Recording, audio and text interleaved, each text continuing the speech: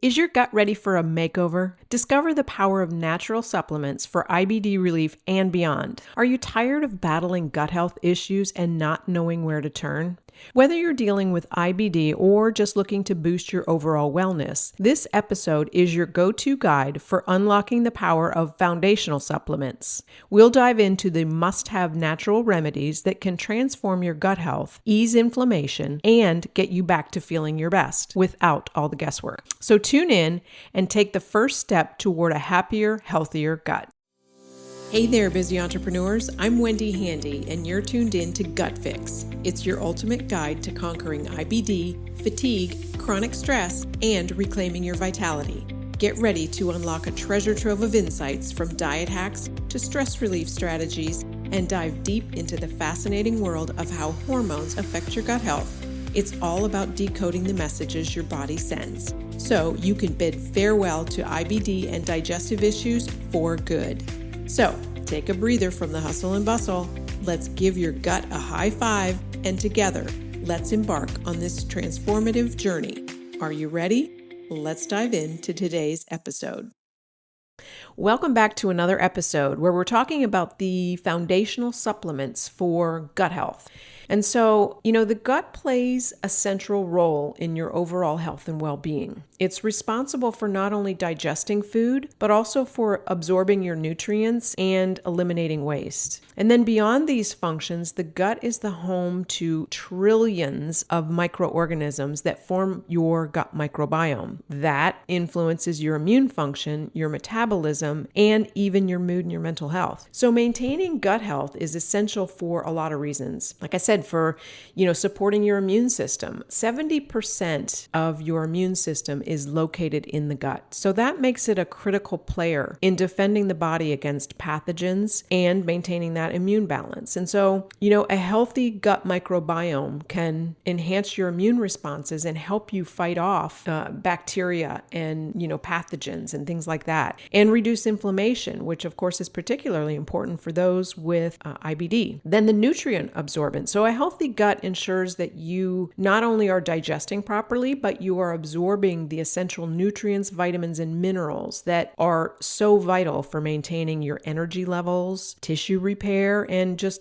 again, your overall health. And then inflammation regulation. So the gut microbiome produces short-chain fatty acids that help regulate inflammation. And a balanced gut can prevent excessive inflammation, which we know is the hallmark of IBD.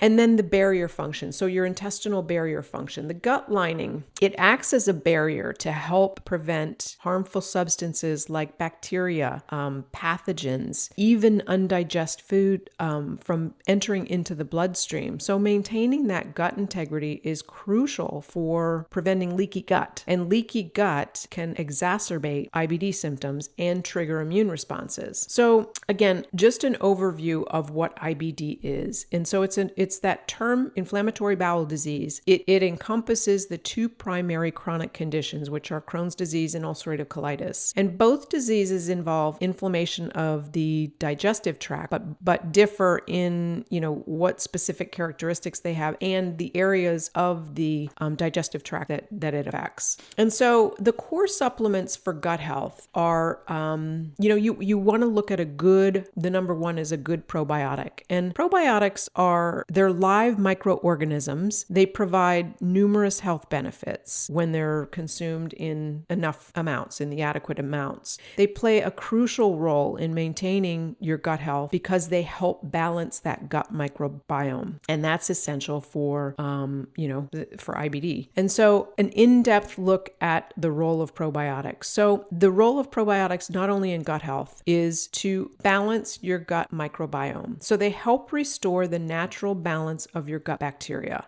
And when that's disrupted, it can be disrupted by things like antibiotics, a poor diet, standard American diet, or we call it the SAD diet, and even chronic stress. And this balance it's crucial for your overall health and to help reduce inflammation associated with IBD. The second role of a probiotic is to enhance your gut barrier function. So probiotics will help strengthen that gut barrier or that gut lining, which again prevents those harmful substances like the bacteria, the pathogens, and those food particles from entering into the bloodstream, which can then cause chronic stress. And then the third role of a probiotic is to modulate that immune system. So by influencing the immune system, it's interacting with the gut lymphoid tissue. It promotes that healthy immune response, and it potentially reduces the autoimmune reactions. And then the fourth reason is it produces short-chain fatty acids, and certain probiotic strains produce short-chain fatty acids, which provide energy to your colon and its cells, which then also reduces inflammation and supports that gut lining once again. And then the fifth reason is that it inhibits pathogens. So it prevents infections and helps promote that healthy microbiome. So what are the most beneficial probiotic strains for IBD? Because I don't know about you, but if you've been into your local health food store lately, you could fill a whole store with probiotics, just probiotics alone. And you really don't know unless you know what you're looking for and what you should be taking. So some of the strains that are very beneficial for IBD are Lactobacillus rhamnosus. And that's a strain that's been very well researched and known for its ability to enhance your gut barrier function, to reduce inflammation, and to relieve those symptoms of IBD. And then Lactobacillus plantarum, it helps reduce bloating, which is often one of the symptoms and discomforts of IBD. And it also helps improve that intestinal permeability, or that gut lining again. Bifidobacterium bifidum. I know these are a mouthful. You don't really have to remember them all, but known for its ability to support the immune system and improve that gut mucosal barrier. It's beneficial for maintaining overall intestinal health. And then a different type of Bifidobacterium lactis is it aids in helping with the digestion and helps the immune response, and it can help you reduce those symptoms of IBD. Saccharomyces boulardii, it's technically a yeast, but it does have probiotic benefits and properties to it that can help prevent diarrhea and reduce inflammation in the gut. And then VSL number 3, that contains a mixture of 8 different strains of live lactic acid bacteria, which, they promote a balanced gut microbiome. And so by introducing and maintaining high levels of VSL number 3, they can help harmful bacteria by promoting that healthy gut environment. It also, once again, which is so important, it supports that mucosal barrier and prevents leaky gut, and it helps moderate the immune system. So when you're looking to choose the right probiotic, I can't stress this enough that you need to look for the evidence-based strains like the ones I just mentioned above. And also, depending on what you're looking for, are you looking for reducing inflammation? Are you looking for improving your digestion or your overall immune function? So they're all going to have different benefits to them. So knowing which ones is critical. And the only real reason, or the only real way to find that out, is to test and have a stool lab run on you to find out exactly what it is you're missing and what you would benefit from the most.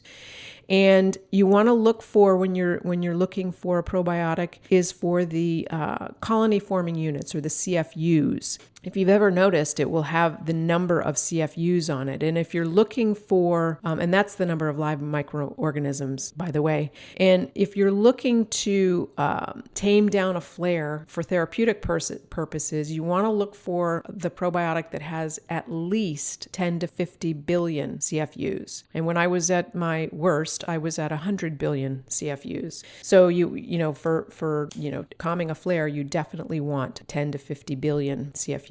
And then you want to consider a strain formulation. So that can provide, a very broader benefits that will help mimic the diversity of your gut microbiome and make sure that it does contain the strains that that are effective for IBD, like the ones we mentioned above. And then you've got to make sure that you are looking at quality brands and you're buying from a reputable dispensary. And so, honestly, I would shy away from going to Amazon. I know it's convenient, yet you honestly don't know where they're coming from, and you don't know how long they've been there, if they are, if they're expired. So, if you go to my website, wendyhandy.com, under my resources, I do have a link to my Full Script dispensary, and it's got hundreds of reputable brands of quality supplements that are also, I do offer a 25% discount. So just make sure that you are getting those quality supplements, and, always consult your healthcare professional. If you don't have one, find one before you start a supplement regimen, and, introduce them slowly. So don't just throw 5 supplements at once. And, if you have some sort of a digestive issue or any kind of a reaction whatsoever, if you're throwing 5 of them at full dose, you have no idea which one caused it. So always consult a healthcare professional. And I can't stress enough to test, don't guess. They can, probiotics can play a significant role in supporting your gut health and managing IBD. Just you have to make sure that you choose the right strains and formulations for your individual needs from a reputable and quality probiotics. And then the second foundational one is prebiotics. And, to put it simply, they are the food or the fuel for the probiotic. And you can get prebiotics from foods to help maintain. They're not necessarily going to help you you might need to supplement with prebiotics. But the most common foods that contain prebiotics are, artichokes, garlic, onions, leeks, asparagus, even bananas and flax seeds. So those are all really good options for you to get your prebiotics that will help feed and fuel your probiotics. And then the next foundational supplement is a digestive enzyme. So digestive enzymes help you break down your food and improve that nutrient absorption. And if you are like me and you've had your gallbladder removed, ox bile is a critical supplement to help break down and digest the fat, because you don't have that bile storage organ there, that gallbladder, to store it for you. So you need to supplement with that. So digestive enzymes can be very helpful. And then glutamine. So glutamine is an amino acid that plays a vital role in supporting your gut health, your immune function, even your muscle recovery. But it can be particularly beneficial for those with IBD or if you're just looking to support your intestinal lining or your overall health. And some of the best ways to get your glutamine from dietary sources is animal proteins like, beef, chicken, fish, eggs, even dairy products. And if you are a vegan or a vegetarian, plant-based sources are beans, lentils, nuts, seeds, and whole grains. Even cabbage is particularly raw cabbage is a great source of glutamine. And you can add that obviously to your salads. You can put it in smoothies. You can even juice it if you want an extra boost. But if you're looking for a higher dose and you need a higher dose to help tame a flare, some of the best options for supplements are L-glutamine powder. And that's the most convenient way to get the higher doses that you need. And it's easy to use. It can be mixed into juice or smoothies or even protein shakes. You can even mix it in water. It's very, very quickly absorbed, and it provides a very high dose per serving. Again, ideal for that therapeutic purpose. You can take capsules or tablets. They're convenient if you were looking for a pre-measured dose, or if you don't like the taste of the powder. There's not a huge taste to it, but there is some taste to it. But the downfall with taking the capsules or tablets is that they require so many of them to get that required dosage. So a general typical dose range for,